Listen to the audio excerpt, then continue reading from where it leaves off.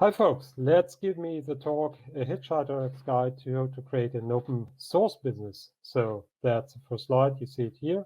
And yeah, let me give you some insights of all the experience I had within my company.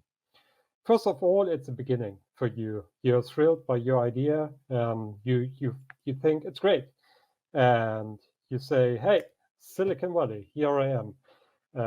You like to start, you like to begin. You have an idea, you say, wow, the only thing you need is just a PC and a garage. Silicon Valley style, you know how it is. So let's code and start a company. The first stage in this process is the growth.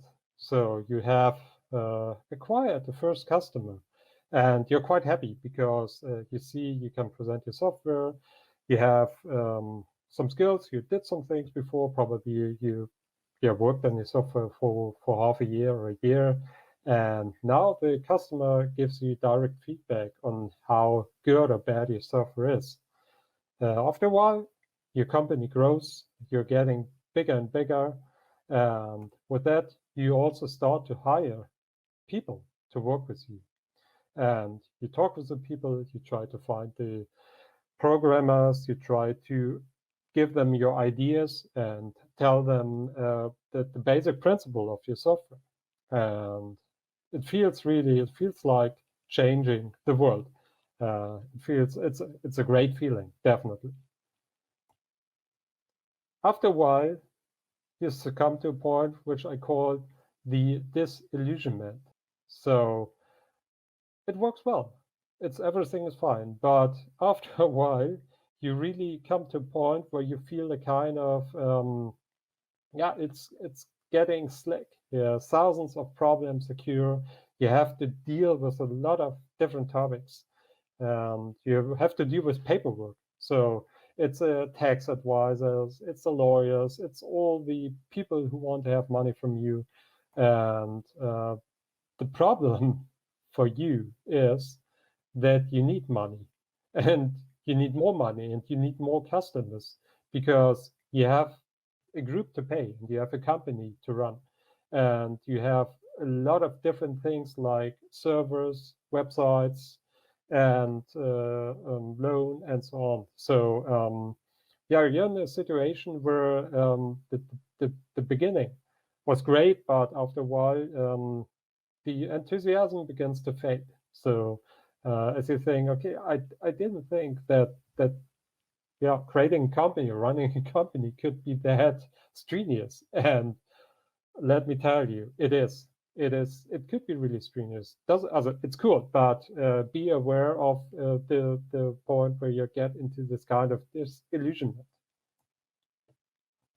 And this could last for a while, and then you start to work harder and harder to overcome the problems, and you try to fix them by working even harder. So that's something which really gets you into a kind of conflict because your expenses explode. So you can't just skip your cost for servers or for other services you have booked, or you need a tax advisor. That's something which is very important, and you need to have great and good people at your side. But you have to pay a lot of things, and that really gets you into a conflict. The next thing is, and this is problematic too, the income stagnates. So exploded expensive and stagnating income is a really, really bad combination, I can tell you. At the end, you have to take action. And as you see it here, it really feels like in the octopus garden. So once you arrive, you will get a warm welcome, I can tell you. The next part, it's a team, because you're in a kind of problematic environment. You have to make a lot of decisions and you have to tackle a lot of problems. And it's not only you, it's also the team. But in some cases, it works well, and the team you and the team, or all of you together, will get through it and tackle these situations. But if you're in a bad position, then also the team or parts of your team begin to rebel. And that's something on top of all the other problems you have to solve. That's something you really don't want to have.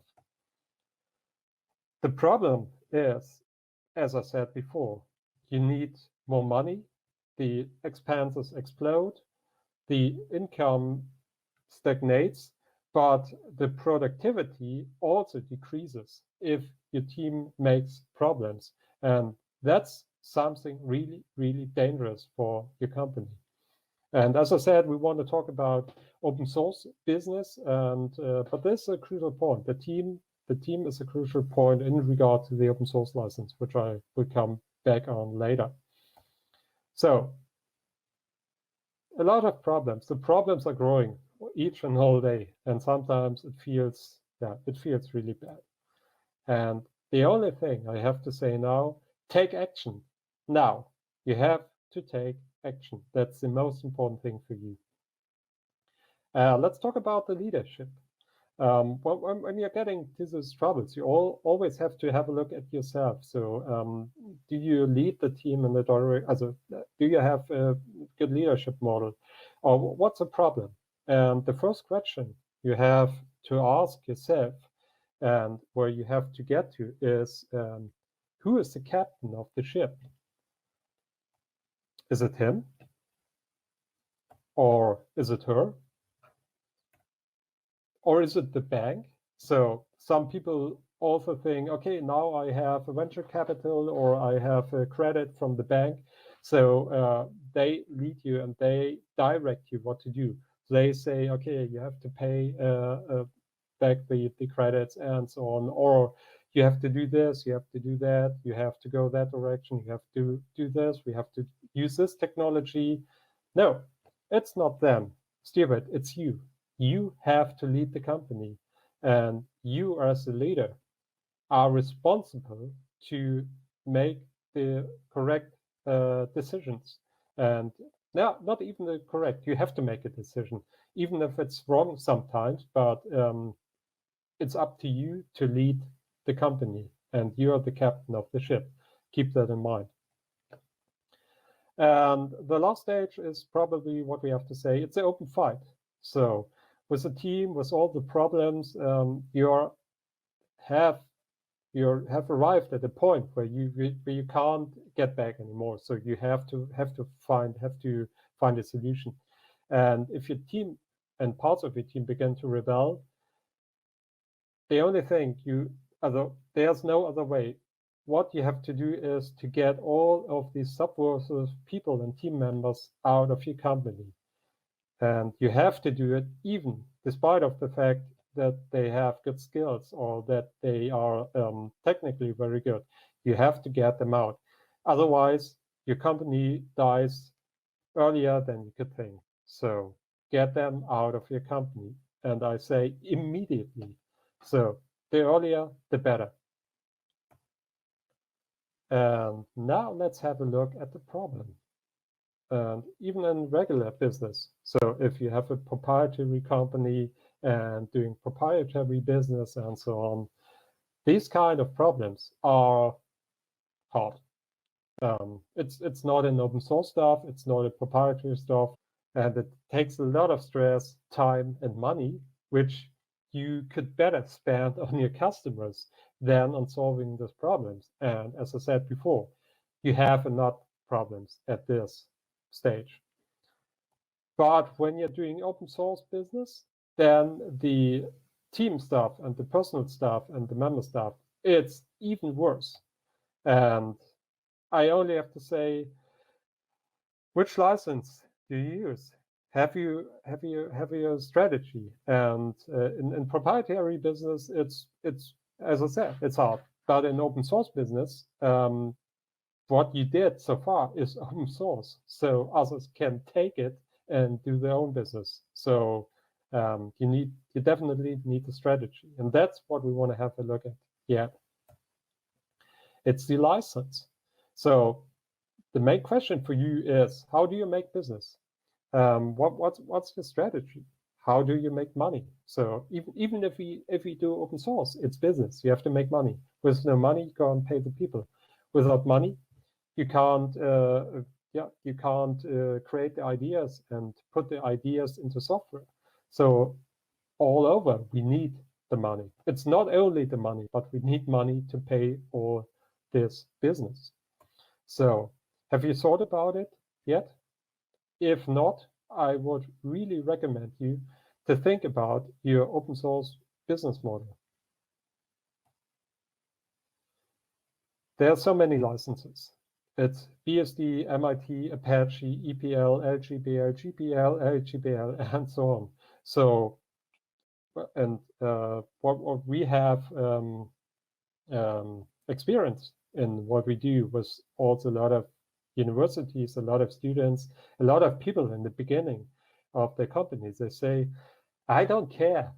I don't care about the license. I take an open source license. They're almost all the same. So why should I care now? You have to care. And depending on the license, you have to find a business model. So it's not the same if you have BSD or HGPL or LGPL and GPL and EPL and Apache. So these licenses are different, and based on the license decision, your business model is based. You have really to think about which license you take. So what's your open source strategy? You see the open source initiative list all the good or all the licenses which have been certified as the open source license, but you have to go through it. A lot of people, or especially also people in the beginning of a company, they say, okay, it's something we can have a look at it later. You can't. You have to have a look at the best when you start your company on the license, or probably sometimes you not only use one license, you maybe also use different kind of licenses, a set of licenses. And not all licenses are compatible to each other. So it's up to you to make the right decision here. The next point when you do open source business is that you have to think about your community. So do you have an active community? Is it an inactive community? Are you the first one who's driving the software, who's driving this idea? Will there be a big community later on? Will there be no community? Is it a niche market? This could also be an option. Sometimes you don't know it. That's a point. So for me, in my software, at the beginning, I also thought, hey, yeah, I will do it. I was at the university. I was highly motivated, and still I'm highly motivated, but I went through all these difficult processes. At the time, when I started the software, I thought, hey, yeah, I will do it. It's great. It will be a kind of LibreOffice for my area. It didn't turn out to be a LibreOffice for my area, because what I'm doing is a niche market. There's a small community. It's a really interesting technology, but it's a niche market. I should have known this in the beginning of my company. Probably I just was blind, or I didn't realize it, but that's how you learn. So you make mistakes, no way, but learn from your mistakes. And the most important question when you do open source business is, can your business be copied easily? And that's a crucial one. So think about it. There are more questions, and there are more things you could ask yourself. These are probably the most prominent ones. The main point is, do you have answers to all of these questions? The next point is the customers. So what's the customer benefit? What do you offer? What is your software doing? Does it does the customer feel comfortable with it? And the next point, do you offer value-added services? So as I said before, how easily can your software, your idea be copied? So very important point, do you offer something which differentiates you from all the rest? Is your business to customer, or is your business to business? That's also an important point which you have to take, or which you have to take care of. What I want to say here, try to deeply understand your customer, what your customer wants, because the software is not because of the employees. The software is not because of you. The software you're doing is not because of the bank or the venture capitalist and all the others. The software is because of your customer. Your customer wants to have a solution which makes him happy, and that's why you do this company. Let's have a look at some known cases where things gone wrong and where things have not been, how should I say, probably were not in the expectations of the original founders. Have a look at Elasticsearch. So they had a license change, and before they had an open source license. Meanwhile, they do not have an open source license anymore. So it's not a listed open source license by the OSI. The same has happened to MongoDB. They also made a license change. It has different backgrounds. So I'm not here to judge if it's good or bad, or to judge if their decision was wrong or right or whatsoever. The fact what we say is that they started the company and their software with a completely different expectation. At the end, it didn't turn out. And it's up to you to decide if it's good or wrong, but have a look at these two examples, what has happened with them. And there's the next example, it's Flight Gear. It's an open source flight cockpit software, and they also were faced with the problem that some people made a commercial fork. But that's something we have to deal when we do open source business. Then we have to deal with these kind of problems. So my learning here is to say, learn from examples and learn from the mistakes others already make. But nevertheless, you will do your own mistakes. And that makes probably, some people that say that makes you stronger. But without mistakes, it would be also fine. But you will do mistakes sooner or later. Let's come to the strategy. It's now time to refine your strategy. So as you have learned, open source business is also business. You also have to earn money, but it's a bit different because you have to find your own role. You have to find your own market.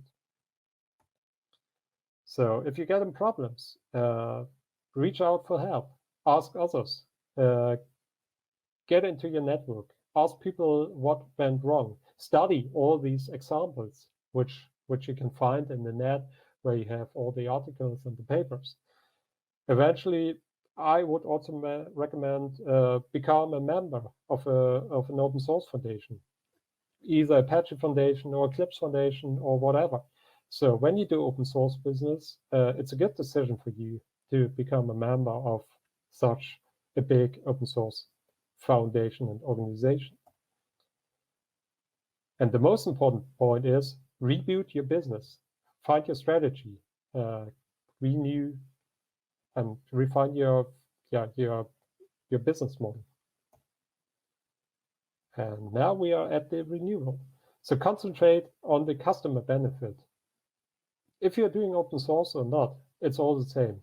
You have to concentrate on the customer's benefit. That's the only thing, the most important thing you have to do as a company. The second, and probably you can switch both points, consolidate your team. Your team is your gemstone. So the company is nothing without your team. And some people think, yeah, the team works for the company. No, both work for each other. Without your team, you're lost. And keep doing open source business.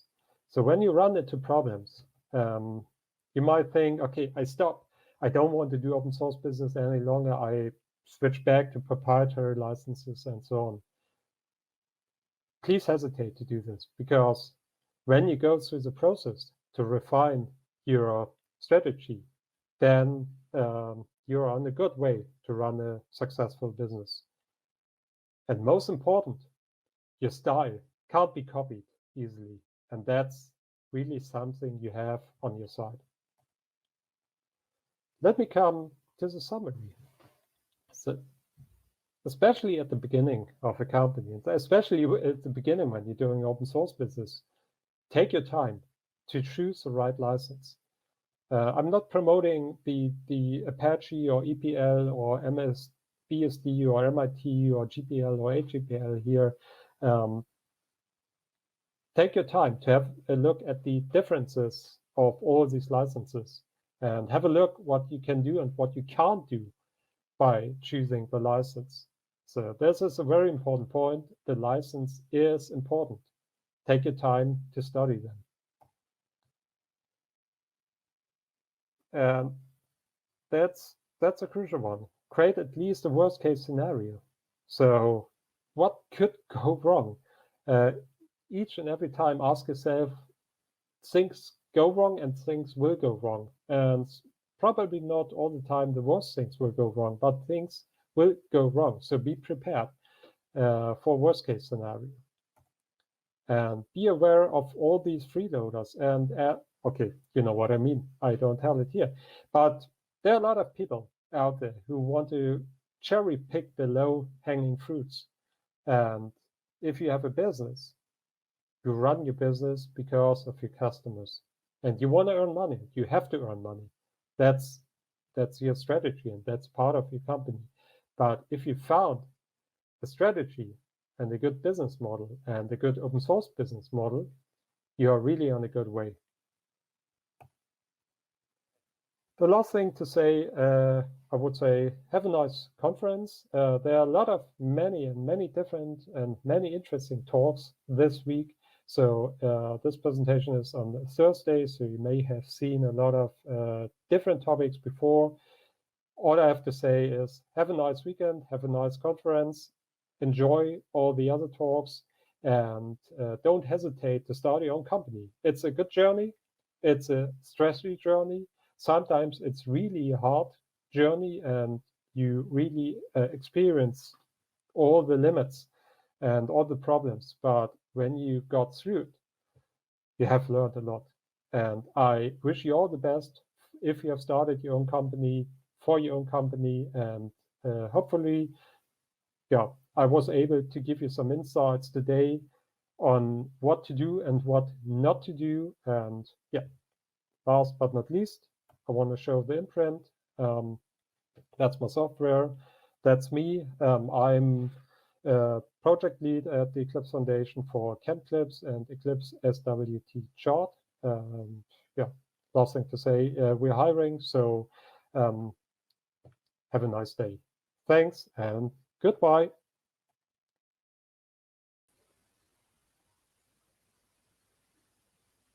All right, folks. Thanks for watching the slides. It was pre-recorded, and we have a couple of questions in the chat. So probably let me start with the first question. That's question number 1. Which license did you choose, and why does it suit your business model requirements? That's a good one. So in the beginning, we have chosen the EPL Eclipse Public License. As I said, it's a niche market. It's a niche model. I found it later on, but we have a lot of customers which I can convince to do a lot of things open source, and that's a good point, because effectively it's cheaper for them to buy open source software, but I understood that they have sometimes workflows, they have sometimes parts of the software or part of the workflow which they don't want to share. It's a USP for them to be better than their competitors. And that's why we have chosen the EPL, because it enables us to combine open source software and proprietary add-ons. The question number 2, I'm often surprised by some cases where a product is open source software, but you have to pay to acquire it. So then you may get the source code and redistribute it, but apparently people don't. This looks like a risky strategy to me. What are your views on this matter? Open source is open source, so people can take it, people can do their own work with it. For me, what I think here is that why people don't do it, I don't know. Probably it's too much work. Probably they only want to consume the software at the end. And that's also what I've experienced for my customers. Some of them, they don't care. They say, hey, I want to have a working solution, even if it's open source or proprietary. And what you have to deliver is solving a problem for your customer. But I tell them, hey, when you're doing open source, then you're in a much better position. And I have much more work for me to keep you as a customer. At the end, sure, open source is also good for me because I get external knowledge into the company. So it's a win-win situation for both sides. But effectively, if a customer just wants a solution, yeah, it's no matter if it's open source or proprietary. If its problem is solved, then yeah, I think he's fine. And that's probably an answer why he's not distributing this open source software on his own. 2 minutes left. We have question number 3. How do you separate your person from your company when it's small?